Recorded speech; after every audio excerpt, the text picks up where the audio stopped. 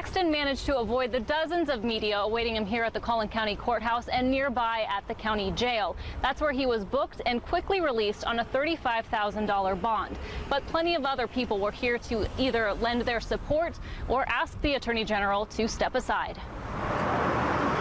I came as a prayer warrior for Ken Paxton, a prayer warrior for our state. While some were there to encourage the first-term Attorney General, I just came to pray for him and his family, that justice may prevail, the truth may come out. We ask for his resignation. Others were discouraged by his felony charges. He's got to follow the law, and he ought to resign. I've always questioned his ethics. I think this is just proof of the fact that he has an ethics problem. Attorney General Ken Paxton smiled slightly for his mugshot Monday morning. After being booked, he drove off without addressing the dozens of media awaiting him. Ken must go! Ken must go! While Democrats called on him to resign, Paxton's attorney released a statement saying he will plead not guilty and seek a trial by jury. He added, quote, "In the meantime, the Attorney General is returning to Austin to focus on his work on behalf of the citizens of Texas." The indictments were unsealed Monday afternoon. Paxton faces 3 counts, 2 for securities fraud and 1 for failing to register with the state for selling securities. He's accused of having defrauded 2 people of more than $100,000. How can he be enforcing the laws of Texas? And as Democrats continue to call for his resignation, an indictment is not a finding of guilt, and it looks like Paxton has no intention of stepping down. Meanwhile, the special prosecutors in the case denied any political motives. They noted that they were appointed by a Republican judge from a conservative county. They did not offer any comment today. Paul? Yeah, Paul, well, those opposed to gay marriage say they're hoping the justices leave the decision to the states. But I also spoke with the Texas plaintiffs who say that they think the November wedding that they are planning will be allowed and legal by then in Texas. Here come the tickets right now. That orange ticket created quite the controversial morning for Mark Ferris and Victor Holmes. 49 and 50, oh! Those were their numbers, but someone jumped the line and kept one of the pair from heading inside to hear the Supreme Court take up the constitutionality of same-sex marriage. Yeah, I'm a little frustrated and disappointed and sorry that I'm not with Vic. And likewise, also the men. But the back and forth between opposing sides occurring outside the courtroom was also happening inside and in Ferris's favor. They basically shamed the person into giving the ticket back up that they had stolen. Ferris and Holmes are hoping that streak of luck continues, and the Fifth Circuit Court of Appeals quickly issues a decision in their case regarding the Texas ban. So the Fifth Circuit should not wait now. If you don't turn from your sin. Texas groups against gay marriage also showed up in D.C. They say the issue should be left up to the states.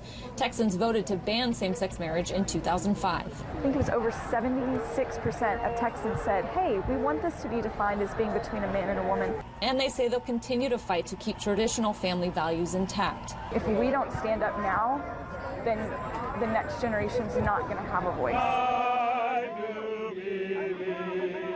But Holmes and Ferris are hopeful their voices will be louder. And equality is something that we live for, something we fight for, sometimes it's something that we die for. In this instance, I think we're going to see equality come to pass.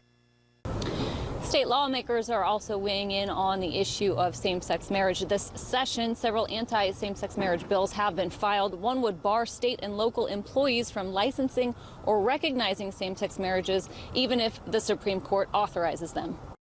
North Loop Signs.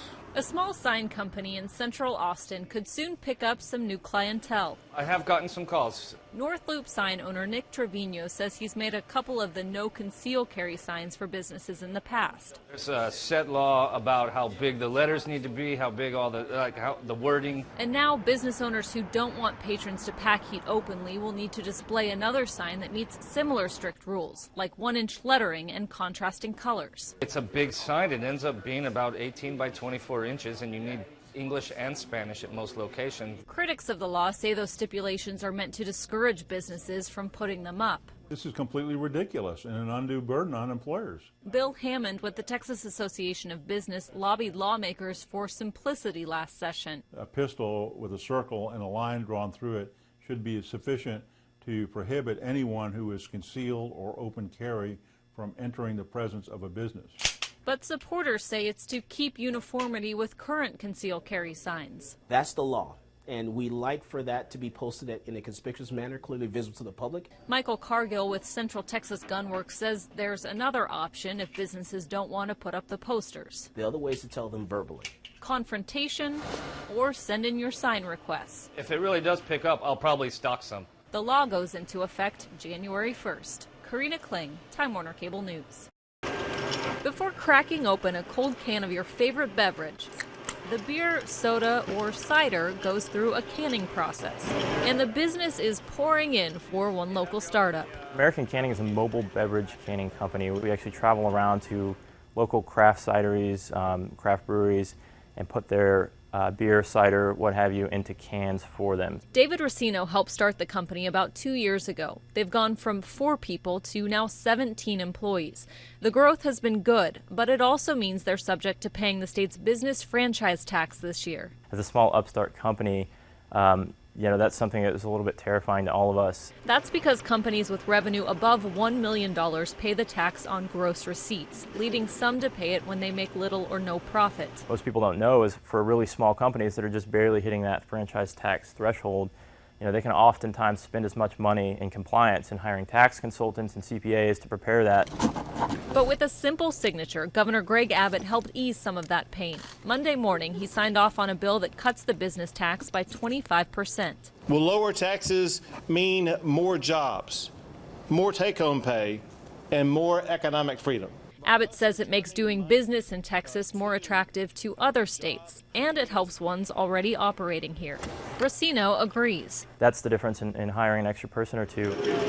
And while he hopes this is just the start to putting a lid on the franchise tax altogether, for now he's saying cheers to the relief that will keep business flowing. In East Austin, Karina Kling, Time Warner Cable News.